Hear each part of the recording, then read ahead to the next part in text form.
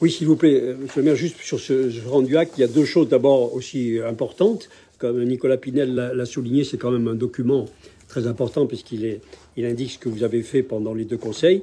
Et il y a le rendu acte des nouveaux emprunts réalisés. Je rappelle que 2022 est une année record de votre mandat, avec près de 50 millions d'euros d'emprunts. Il figure ici, enfin une partie, 42 millions exactement, et nous voyons des emprunts sur des durées de 25 ans, avec des taux fixes de plus de 3%.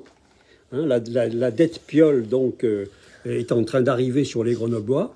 Elle va durer, elle, très très longtemps, comme l'indique ce document, puisque, incontestablement, là, vous êtes dans une situation de plus en plus difficile, et le document en témoigne. Et puis, il y a une deuxième chose dans le rendu acte, c'est vous parlez, il y a une étude de stratégie et développement de l'agriculture urbaine qui nous coûte des dizaines de milliers d'euros, et j'aimerais simplement connaître le résultat de ces études, parce qu'on ne l'a pas, et surtout, puisque vous avez évoqué tout à l'heure au début de votre intervention liminaire la situation de la restauration scolaire, je pense que vous n'aurez pas manqué la photo terrible du repas de Noël servi aux enfants grenoblois qui tourne sur les réseaux sociaux et rend de foudrage les parents. Je la montre. Salade iceberg, soit la moins chère du marché, plâtrée de ce qui se veut être des ravioles, bâtonnet industriel de mozzarella, mousse au chocolat et gâteau sec industriel.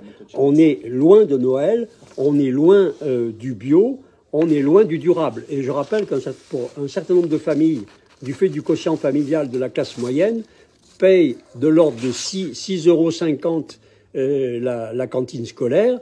Et donc, pour avoir un cadeau de Noël de ce type, permettez-moi de vous dire que les parents d'élèves ont été et sont très déçus de cette situation. Pas de bras, pas de chocolat.